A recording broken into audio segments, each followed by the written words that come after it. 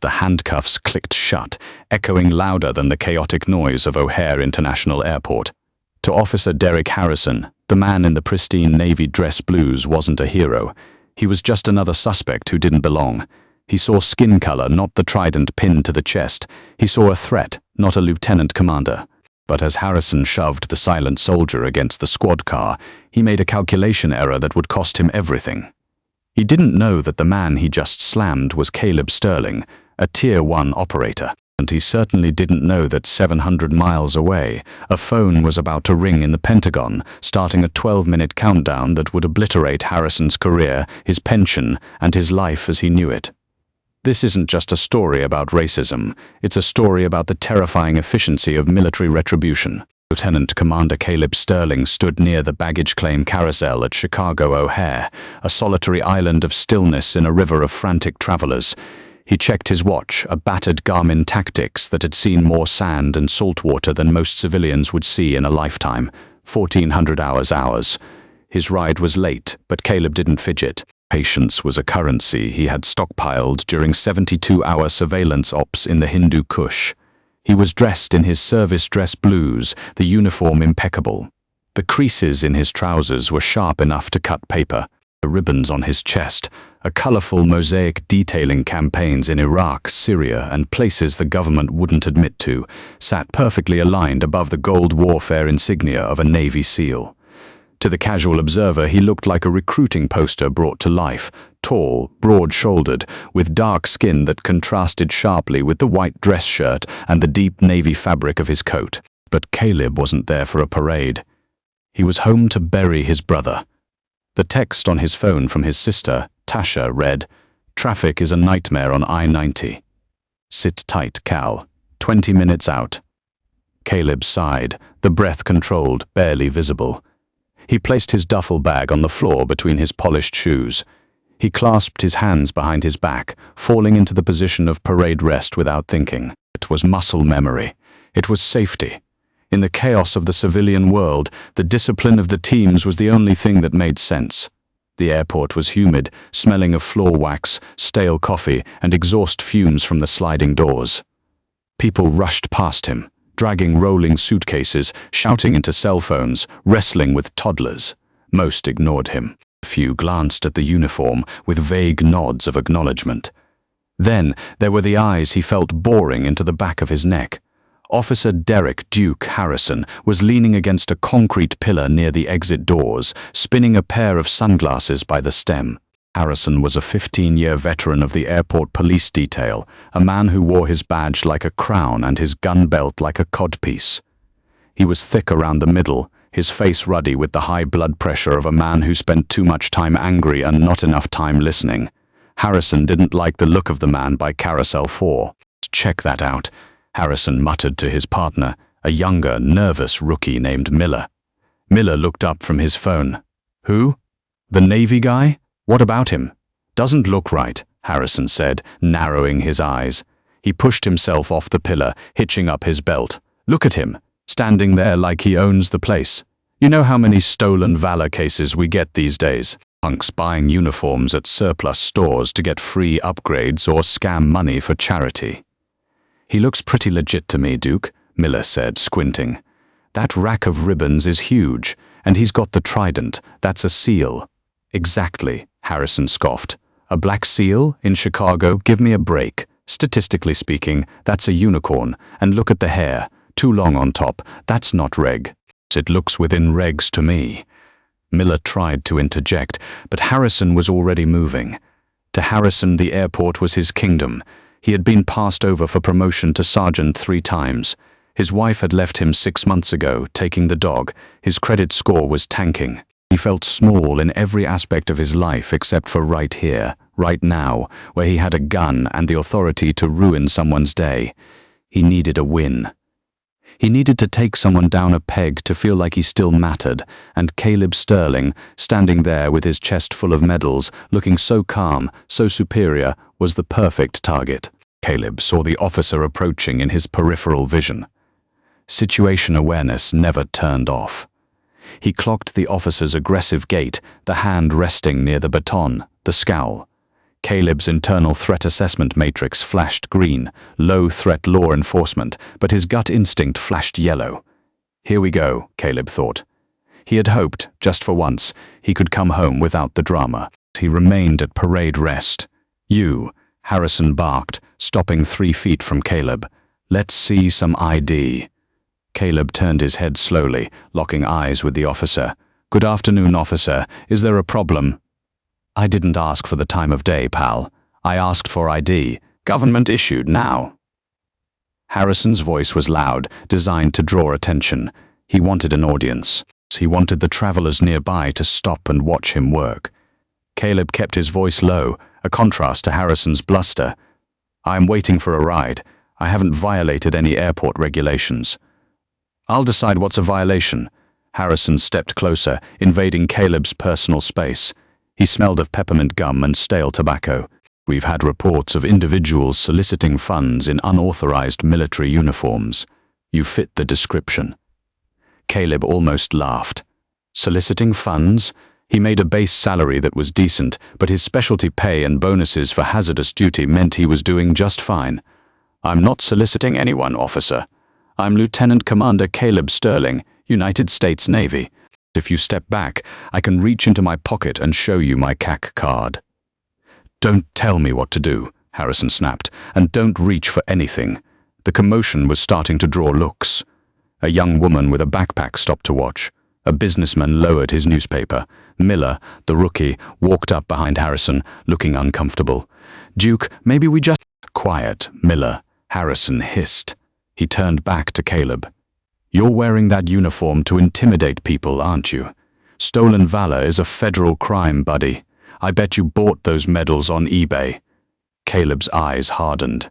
The accusation stung, not because he cared what this mall cop with a gun thought, but because of what those medals represented. The silver star on his chest was for a night in the Coringal Valley where he'd lost 2 of his best friends. He didn't buy it. He paid for it in blood. "Officer," Caleb said, his voice dropping an octave, becoming the voice that commanded men in the deadliest places on earth. "You are making a mistake. I suggest you walk away." It was the wrong thing to say to a man like Derek Harrison. Harrison, calm logic sounded like defiance, and defiance required force. "That's it," Harrison said, his face flushing red. "You're under arrest for disorderly conduct and impersonating a military officer." "On what grounds?" Caleb asked, still not moving his hands. "Failure to comply." Harrison shouted. He lunged forward. The escalation happened in the blink of an eye. Yet for Caleb, time seemed to slow down. It was a phenomenon known as tachypsychia, a stress response he had mastered over a decade of combat. He saw Harrison's hand reaching for his left wrist. He saw the rookie, Miller, flinch. He saw the civilians raising their phones, the universal sign of modern accountability. Caleb had a choice. He knew roughly 40 different ways to disable Officer Harrison before the man could draw his next breath. He could break the wrist reaching for him, sweep the leg, and drive his knee into the officer's solar plexus. It would be efficient. It would be justified in a combat zone. But this wasn't Kandahar. This was Chicago. And Caleb knew that if a 6'2" black man in uniform beat up a white police officer in the middle of an airport, the truth wouldn't matter. The narrative would be lost. He would be the aggressor. His career would be over before the truth came out. Discipline, he told himself. Hold fast. Caleb allowed Harrison to grab his wrist. Turn around. Hands behind your back. Harrison screamed, playing to the cheap seats.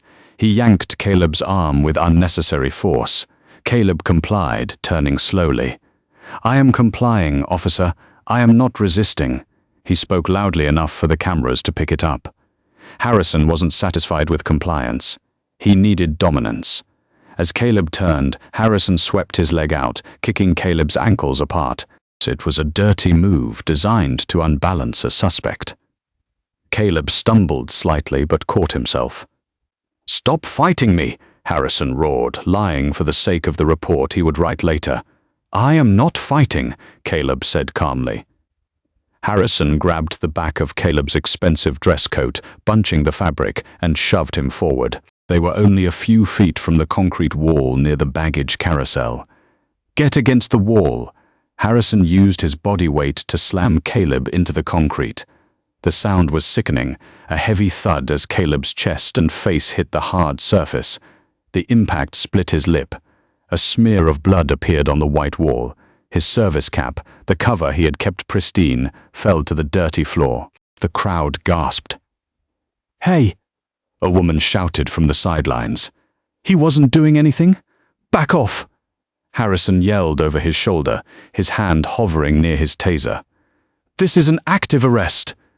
Harrison jammed his knee into the back of Caleb's knee, forcing him down. Caleb went to his knees, still keeping his hands behind his back, fingers interlocked. He was the picture of submission, which only infuriated Harrison more. The officer slapped the handcuffs on, tightening them until the metal bit into Caleb's wrists, cutting off circulation. "You like playing dress-up, huh?" Harrison whispered in Caleb's ear, hot breath against his neck. "Let's see how you look in orange." Miller, the rookie, picked up Caleb's hat. He dusted it off, looking guilty. "Duke, I think he's really—" "Shut up and grab his bag," Harrison commanded. He hauled Caleb to his feet by the handcuffs, wrenching his shoulders. Caleb grimaced but didn't make a sound. The pain in his shoulder was sharp, a rotator cuff he'd injured in training flared up, but he locked it away. He looked at Harrison. The officer's name tag was silver, slightly crooked. D. Harrison. "Officer Harrison," Caleb said, blood trickling from his lip onto his chin. "You have assaulted a superior commissioned officer of the United States Armed Forces. You have violated my civil rights, and you have disgraced your own badge." "Superior officer," Harrison laughed, a harsh, barking sound. "You're a nobody. You're a con artist." Harrison began to march Caleb through the terminal. It was the walk of shame. Harrison paraded him past the staring crowds. People were filming. Some were jeering at the cop. Others looked at Caleb with pity or suspicion. Let them film, Caleb thought. Every second of this is evidence. As they walked, Harrison kept talking, fueled by adrenaline. "We're gonna run your prints, buddy. See what warrants you got popping. Probably got a rap sheet a mile long. That why you joined the Navy? Or did you just buy the patch at a surplus store?" Caleb remained silent. He focused on his breathing. In 4, hold 4, out 4, hold 4, box breathing. It kept the heart rate down. It kept the rage in check. They reached the airport police substation, a nondescript door tucked away between a Hudson News and a restroom. Harrison shoved Caleb through the door, nearly tripping him again. Inside, the station was a cramped room with fluorescent lights that buzzed like angry hornets. There was a holding bench with a metal bar, a few desks, and a coffee pot that looked like it hadn't been cleaned since the Bush administration. "Sit," Harrison commanded, pushing Caleb onto the metal bench. He took a pair of leg shackles from the wall. "Is that necessary?" Miller asked. "He's cuffed, Duke. He's a flight risk, and he's big. Standard procedure for high-risk suspects," Harrison lied. He shackled Caleb's legs to the bench. Now, Caleb was fully immobilized. He sat with his back straight, despite the handcuffs digging into his spine. "Empty his pockets," Harrison told Miller. Miller hesitated, then approached Caleb. "Sorry, sir," he mumbled. "Just do your job, son," Caleb said gently. The contrast between his treatment of the rookie and the veteran was stark. Miller reached into Caleb's pocket and pulled out a leather wallet. He opened it. His eyes went wide. He pulled out the Common Access Card, CAC. It wasn't the standard white card. It had color codings that Miller didn't recognize, but he saw the rank, LCDR. He saw the clearance level, TSCI. Top secret, sensitive compartmented information. "Duke." Miller's voice wavered. "Look at this." Harrison snatched the wallet. He looked at the ID. He looked at the credit cards, an American Express Platinum, a Chase Sapphire Reserve. He looked at the folded photo of a platoon of men in the desert, all bearded, all heavily armed. For a second, doubt flickered in Harrison's eyes. But his ego was a fortress that could not be breached. "Fake," Harrison declared, tossing the wallet onto the desk. "High-quality fakes. You can get these in Chinatown for $50. "Check the database," Miller urged. "Run the DOD number." "We will," Harrison said, "but first let's let him sweat." Harrison poured himself a cup of coffee and sat on the edge of the desk, looking down at Caleb. "So, Commander, You got a story? Or you gonna keep playing the silent game? Caleb looked at the clock on the wall. 14:15. I am requesting my phone call, Caleb said. You get a call when you're booked, Harrison sneered. I am detained. I have rights. I need to make a call. Harrison laughed. Who you gonna call? Your fake commanding officer? Your mama? I'm going to call the Pentagon, Caleb said. The words hung in the air, heavy and absolute. Harrison threw his head back and laughed. The Pentagon! Oh, that's rich. You hear that, Miller? He's gonna call the Pentagon. Maybe he's got the president on speed dial too. Harrison stood up and unlocked Caleb's handcuffs from behind his back, only to recuff one hand to the bench rail, leaving Caleb one hand free. He slid Caleb's cell phone across the desk, just within reach. Go ahead, Harrison challenged, his smirk stretching wide. Call the Pentagon. I want to hear this. Let's see who picks up. If it's a pizza place, I'm adding another charge for wasting my time. Caleb didn't hesitate. He picked up his phone. The screen was cracked from the slam against the wall, but it still worked. He didn't scroll through contacts. He dialed a number from memory, a number that wasn't listed in any public directory, a number that bypassed switchboards and secretaries. He put the phone on speaker at Harrison's insistence. Ring, ring. This is Admiral Holloway's office. Secure line. Identify. The voice on the other end was crisp, authoritative, and definitely not a pizza place. Harrison's smile faltered slightly. This is Sierra 29 Echo Foxtrot, Caleb said, his voice steel. Authentication code, Whiskey Delta 09er. I have a code red situation at Chicago O'Hare International. I am being illegally detained by local law enforcement, requesting immediate JAG intervention and extraction. There was a pause on the line, a silence so profound that Miller stopped breathing. Then, the voice on the phone changed tone. It was no longer the aide. It was a deeper, older voice. Caleb, this is Holloway. Did you say you are detained? Affirmative, Admiral. Officer Derek Harrison, badge number 492, O'Hare Airport Police. Physical assault, false arrest, degradation of uniform. Are you injured? Minor, but I'm missing my brother's wake, sir. Hold the line, Commander, the Admiral said.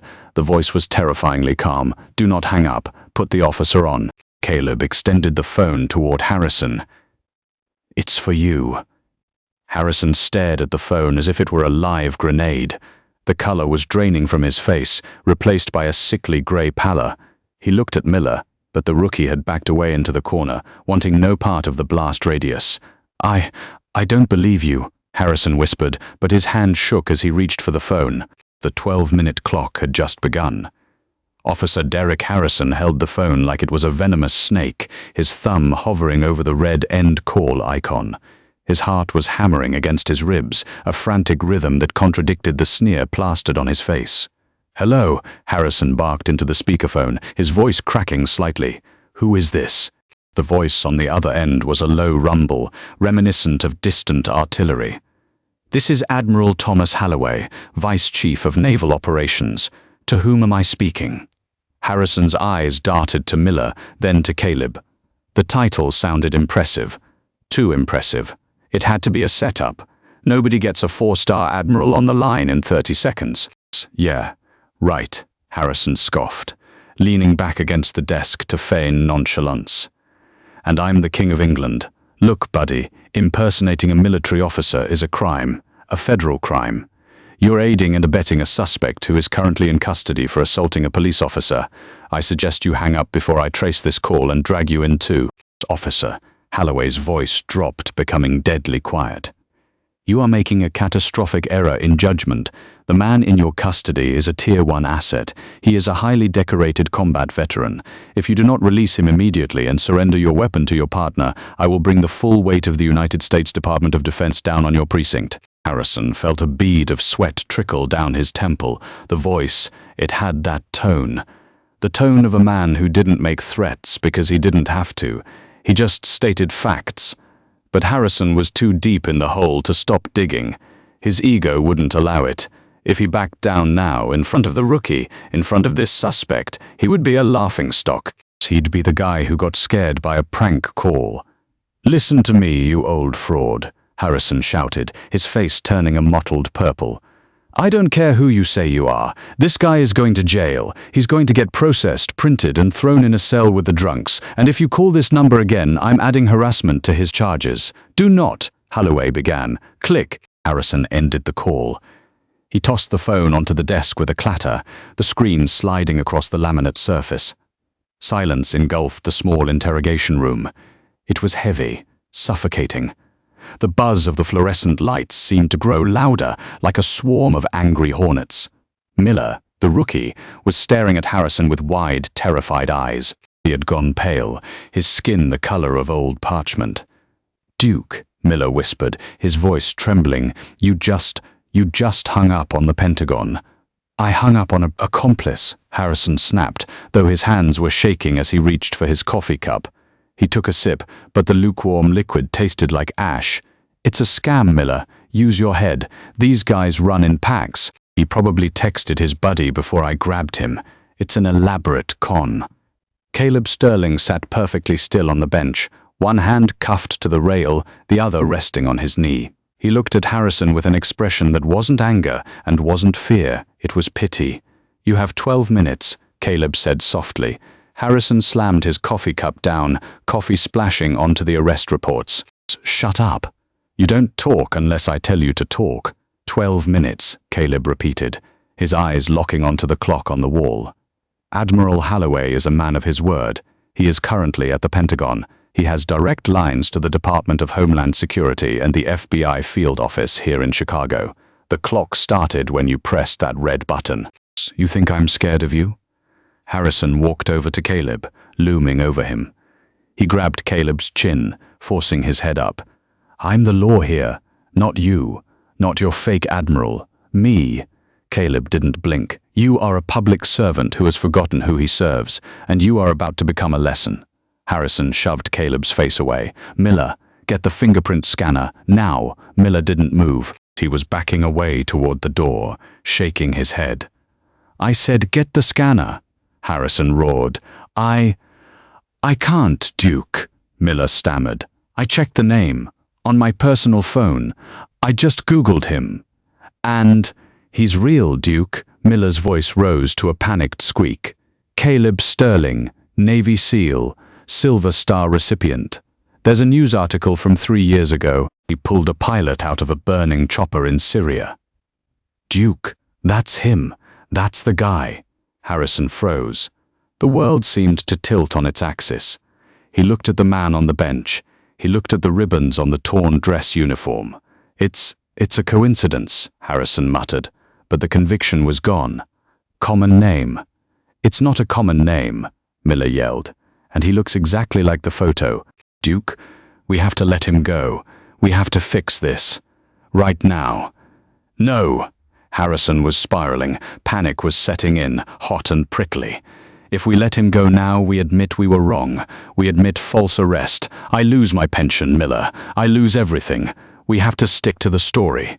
He resisted. He assaulted me. That's the story.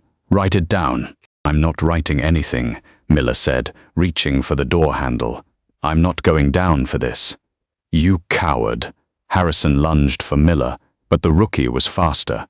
He yanked the door open and scrambled out into the hallway, leaving Harrison alone with the man he had wronged. Harrison stood panting, staring at the closed door. He turned back to Caleb. Caleb looked at the clock. 8 minutes. "I can make you disappear," Harrison hissed, his hand drifting to his baton. "I can say you tried to escape. I can say you went for my gun." "You could," Caleb agreed calmly, "but there are cameras in the hallway, there are witnesses, and you are already shaking. You don't have the nerve to kill a man in cold blood, Officer Harrison. You're a bully, not a killer. There is a difference." Harrison paced the small room. 4 steps one way, 4 steps back. He was trapped. He knew it. The air in the room felt thin. He needed to get out ahead of this. He needed to call the chief. He needed to spin the narrative before the admiral called back. He reached for the desk phone, the landline. He dialed the chief's extension. Busy. He dialed again. Busy. "That's strange," Harrison muttered. "They're cutting the lines," Caleb said. Isolating the battlefield. It's standard procedure. You're being cut off from support. Shut up. Harrison ripped the phone cord out of the wall. You're crazy. This is an airport, not a war zone. To the United States Navy, Caleb said, the safety of its officers is paramount regardless of geography. You made this a war zone when you attacked a service member. Harrison looked at his watch. 5 minutes had passed since he hung up. Suddenly, the lights in the room flickered. The low hum of the ventilation system died. The room went silent, save for Harrison's ragged breathing. What did you do? Harrison whispered. I didn't do anything, Caleb said. That is the facility management system being overridden. They are securing the perimeter. Harrison ran to the door. He tried the handle. It opened. He looked out into the hallway. It was empty. Usually this corridor was bustling with baggage handlers, janitors and other officers. Now it was a ghost town. A rolling bucket mop sat abandoned in the middle of the floor, water still dripping from the wringer. Where is everyone? Harrison asked, his voice trembling. Evacuated, Caleb said from the bench. They cleared the civilians. You're alone, Derek. Harrison slammed the door shut and locked it. He backed up until he hit the desk. He looked at his gun. He looked at Caleb. I'm sorry, Harrison blurted out, the words tasting like bile. Okay. I'm sorry. I made a mistake. I'll let you go. Just call them off. Call the Admiral back. Tell him it was a misunderstanding. We had a beer. We laughed about it. Please. It was the plea of a desperate man, a man who realized too late that he was standing on the train tracks with a locomotive bearing down on him. Caleb looked at him, his eyes dark and unyielding. I cannot stop what is already in motion. You broke the chain of command. You disrespected the uniform. And you hurt my family by keeping me from them. Caleb leaned forward, the chains rattling. Karma doesn't negotiate, Officer Harrison. The timeline was precise. Admiral Holloway had said immediate, and the military definition of immediate was terrifyingly efficient. At exactly 12 minutes past the hang-up, the door to the interrogation room didn't just open. It was breached. There was no knock, no polite request for entry. The lock mechanism shattered with a deafening crack as a battering ram hit the door. The metal door flew inward, bouncing off the rubber stop with violent force. Harrison screamed, throwing his hands up to shield his face, backing into the corner of the room. Federal agents, drop to your knees. Now, now, now! The room was suddenly flooded with tactical gear. 4 men in heavy body armor, carrying short-barreled rifles, poured into the tiny space. They weren't airport cops. They weren't local PD. The yellow bold letters on their back panels read FBI and NCIS. Don't shoot! Don't shoot! I'm a cop! Harrison shrieked, sliding down the wall until he was huddled in a ball. On the ground! Hands behind your head! A boot slammed into Harrison's shoulder, forcing him flat onto the dirty linoleum. He felt the cold muzzle of a rifle pressed against the base of his skull. The sensation was electric, freezing his blood. Secure, the lead agent shouted. Clear left, clear right, subject 1 detained. The chaos was controlled, a symphony of violence that lasted less than 10 seconds. Harrison was zip-tied before he could take his next breath. His gun belt was stripped from his waist, his badge ripped from his shirt. Then the sea of tactical gear parted. Walking through the doorway was not a soldier, but a woman in a sharp charcoal pantsuit. She wore a lanyard with a badge that identified her as Special Agent in Charge, say A.E. Eleanor Vance, FBI Chicago Field Office. Behind her walked a man in a Navy service dress blue uniform, identical to Caleb's, but with the thick gold stripes of a captain on his sleeve. It was Captain David Thorne, the commanding officer of the Great Lakes Naval Station. The room fell silent, save for Harrison's whimpering.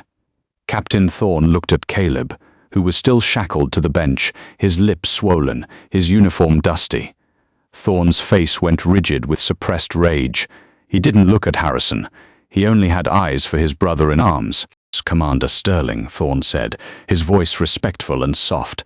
On behalf of the United States Navy, I apologize for this indignity. It's good to see you, Captain, Caleb said calmly. I believe the keys are in Officer Harrison's pocket. Thorne signaled to an agent. The agent knelt by Harrison, reached into his pocket and fished out the key ring. "Get him up," Agent Vance ordered. 2 agents hauled Harrison to his feet. He looked small now, deflated. His eyes were red, his face streaked with sweat and grime from the floor. He looked at Vance, then at Thorne. "I was just doing my job," Harrison sobbed. He resisted. He wouldn't show ID. "Shut your mouth," Agent Vance said. Her voice wasn't loud, but it cut through the room like a scalpel. "We have the security footage, Mr. Harrison. We pulled it 5 minutes ago. We saw the unprovoked assault. We saw you slam a compliant subject into a wall. We saw the false arrest. But, Harrison stammered. And, Vance continued, stepping closer, "We have the recording of your phone call with Admiral Holloway. Do you know the penalty for threatening a member of the Joint Chiefs of Staff? Do you know the penalty for depriving a federal officer of their civil rights under color of law?" Harrison shook his head, tears streaming down his face. "I didn't know who he was. I thought he was a bum." Captain Thorne stepped forward. He was a large man, and he leaned in close to Harrison. "That bum," Thorne said, pointing a gloved finger at Caleb, "has saved more lives in a week than you have in your entire career. He is a lieutenant commander in the SEAL teams, and you decided to treat him like garbage because you didn't like the way he looked." Thorne turned to the agent, unlocking Caleb. The cuffs clicked open. Caleb rubbed his wrists, wincing slightly. He stood up, towering over the room again. He straightened his tie. He brushed the dust off his ribbons. He walked over to Harrison. Harrison flinched, expecting a hit. He expected the retaliation he would have dished out if the roles were reversed. But Caleb didn't hit him. He didn't even raise his voice. He looked down at the shivering ex-cop with a gaze that was entirely devoid of emotion. "Officer Harrison," Caleb said, "you have dishonored your oath. You are a disgrace to every man and woman who wears a badge to protect the innocent." Caleb reached out and picked up his service cap from the desk where Miller had left it. He placed it squarely on his head. "I have a funeral to attend," Caleb said. "Captain, am I free to go?" "Yes, Commander," Thorne said. "We have a car waiting on the tarmac. Escort directly to the funeral home. We'll handle the baggage." "Thank you, sir." Caleb turned to leave but stopped at the door. He looked back at Harrison one last time. "Enjoy the orange suit, Derek. I hear the fit is terrible." With that, Caleb walked out of the room, flanked by the naval captain. Harrison collapsed against the agent holding him. "Please," he wailed.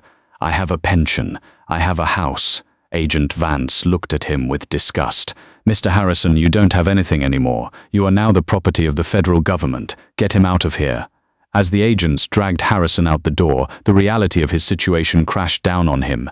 He wasn't going to the local lockup. He wasn't going to get bail from a judge he knew. He was going into federal custody. But the nightmare for Derek Harrison wasn't over. It was just beginning. Because while the arrest was swift, the destruction of his life was about to become public. Outside the police station, in the main terminal, the scene was chaos. People were everywhere, phones raised. The rumor mill had spun out of control. They arrested a SEAL. The cops beat up a veteran. "The FBI is here." As Caleb walked through the terminal, flanked by Captain Thorne and 4 heavily armed NCIS agents, the crowd parted. But this time there were no suspicious glares. Someone started clapping. It started with one person, a young man in a hoodie. Then a woman joined in. Then another. Within seconds, the entire terminal erupted in applause. It was a thunderous wave of support, a stark contrast to the silence of his arrival. Caleb didn't smile. He didn't wave. He kept his eyes forward, focused on the mission. He had to get to Tasha. He had to bury his brother. But as he passed the Hudson newsstand, he saw a TV screen. The local news was already breaking the story. Breaking news: O'Hare police officer detained by FBI after assaulting Navy SEAL. The headline flashed in bold red letters. Harrison's mugshot from his departmental ID was already on the screen. The internet had done its work. The video of the slam had gone viral. It had 2 million views in 20 minutes.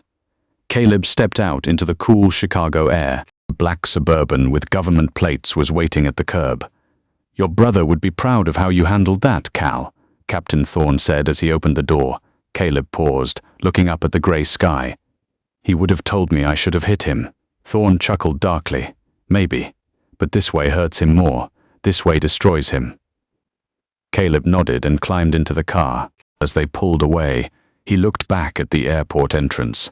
He saw Harrison being led out in handcuffs, his jacket over his head to hide his face, shoved into the back of an unmarked van. The karma had hit, but Caleb knew that the legal battle was just the first wave. The real storm was about to hit Harrison's personal life, and Caleb intended to watch it burn, while Caleb Sterling sat in the back of the government SUV, finally allowing a single tear to trace a path through the dust on his cheek as he approached the funeral home. Derek Harrison was experiencing a different kind of silence. It was the silence of a federal holding cell. The Metropolitan Correctional Center, MCC, in downtown Chicago is a triangular skyscraper that looms over the city like a fortress. It was designed to hold mobsters, terrorists, and high-risk federal inmates. It was not designed for a traffic cop who thought he was having a bad Tuesday. Harrison sat on a steel bunk, his shoelaces removed, his belt confiscated. He was wearing an orange jumpsuit that was 2 sizes too small, the fabric pulling tight across his stomach. The smell of the place was distinct industrial cleaner, masking the scent of human misery. Inmate 492, a guard barked, rapping his baton against the bars. "Lawyers here," movement. Harrison scrambled to the door. Thank God. "Is it the union rep?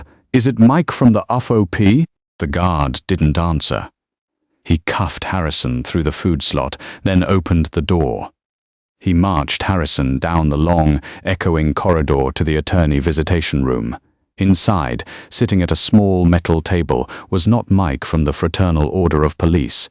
It was a man Harrison had never seen before, a frantic, sweating public defender named Gary Sinise.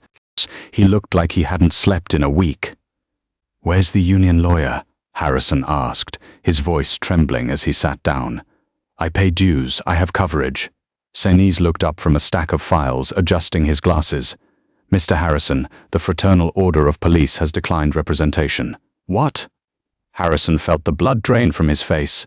"They can't do that. It's an officer-involved incident." "They can, and they did," Sinise said, sliding a piece of paper across the table. They cited the conduct unbecoming clause, specifically the part about flagrant criminal acts caught on video that bring disrepute to the profession. "You're radioactive, Derek. No one is touching this." Harrison stared at the paper, abandoned. After 15 years of paying dues, attending the picnics, backing up the other guys, he was alone. So what do we do?" Harrison asked, panic rising in his throat. "We try to survive," Sinise said grimly. "I need to be honest with you. The United States Attorney for the Northern District of Illinois is prosecuting this personally. That never happens. They usually send a deputy. But because your victim is a decorated Navy SEAL and the video has gone global, they want your head on a pike." "Video?" Harrison whispered. Sinise pulled out a tablet. "You haven't seen it?" He pressed play. There it was. The cell phone footage from the teenage girl at the airport. It was shaky at first, but then it stabilized. The audio was crystal clear. "Do you like playing dress-up, huh?" Harrison's voice sneered from the tablet. Then the slam, the sickening thud of Caleb's head hitting the concrete, the blood on the wall, the crowd gasping. "Oh my God," Harrison breathed, seeing himself from the outside. He looked like a monster. He looked out of control.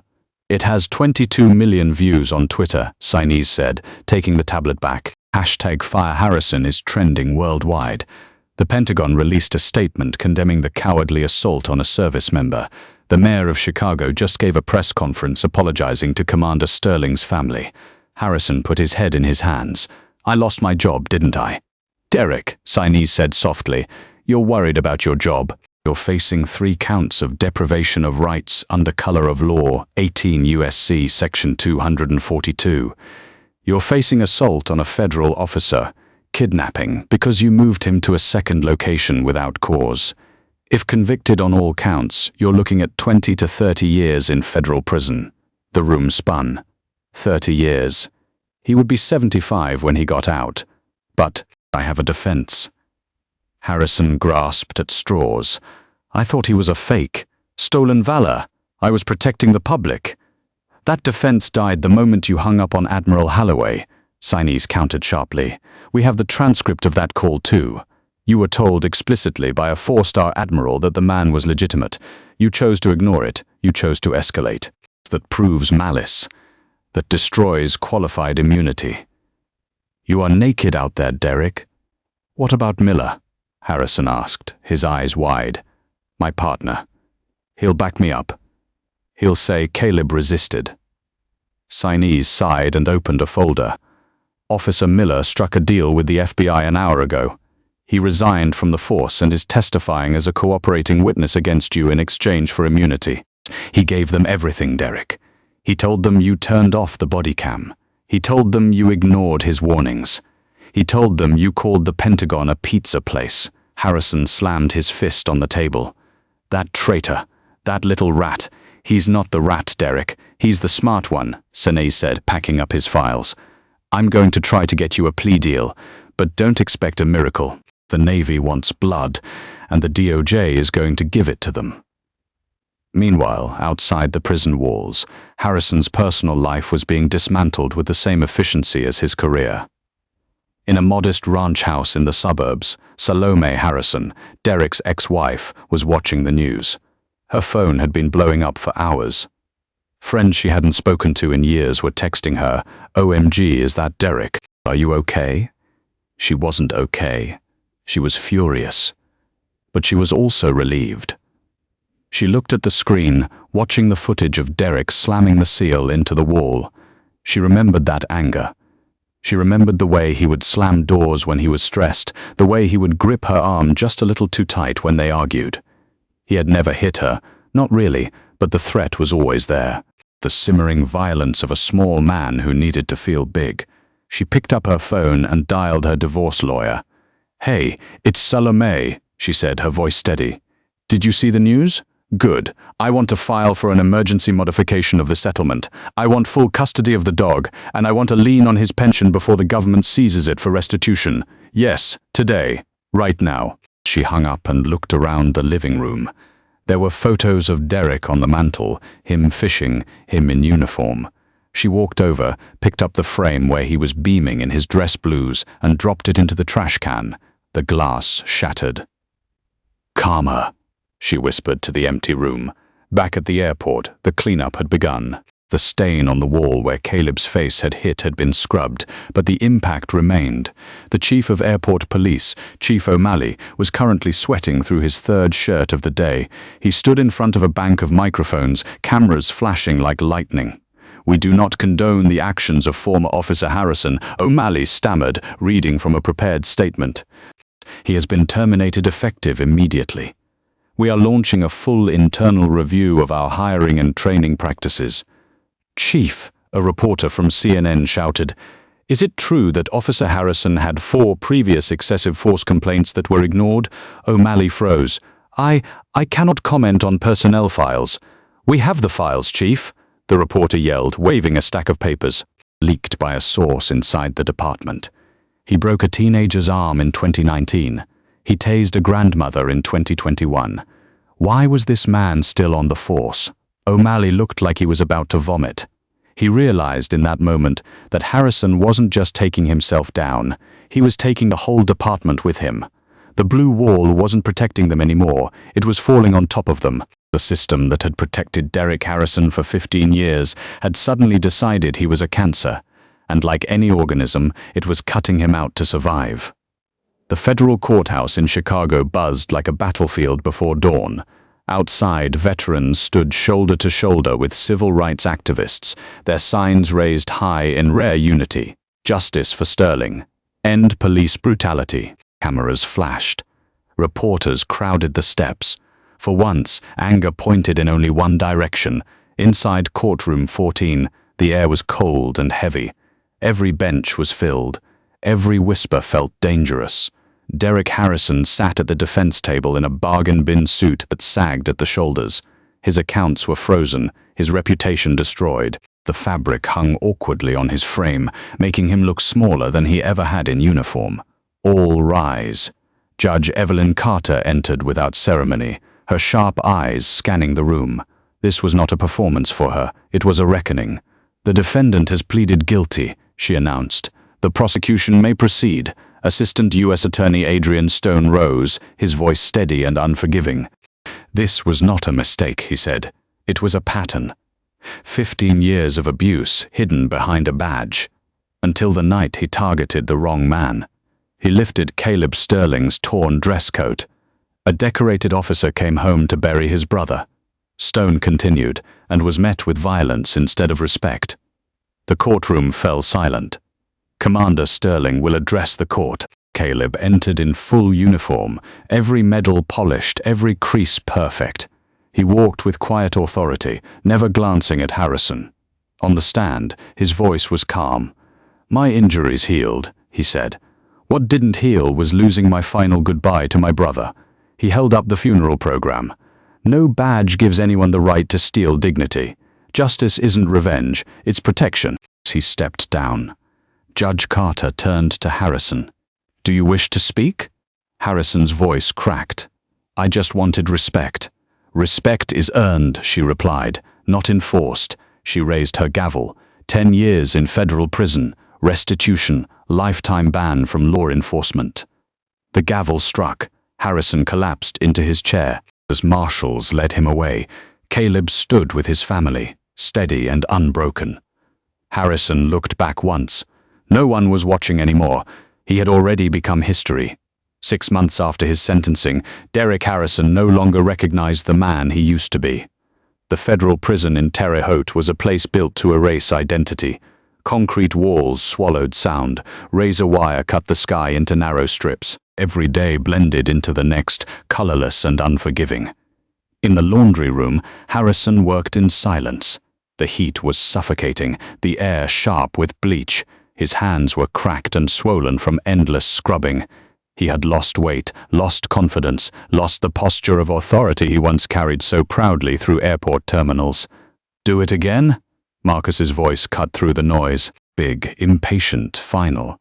Harrison flinched and bent back over the fabric without arguing. Here he had no rank, no badge, no protection. He paid for safety with food and favors. He learned to keep his eyes low and his mouth shut. Later, during recreation, he sat in the back of the common room, half listening to the television. Then he saw the face on the screen, Caleb Sterling, strong, composed, surrounded by officials and cameras. The reporter announced the launch of a new foundation, an organization dedicated to defending service members from discrimination and abuse. Caleb spoke with calm conviction. The crowd applauded. Marcus laughed. "That's him, right? The guy you messed with?" Harrison nodded, shrinking into his seat.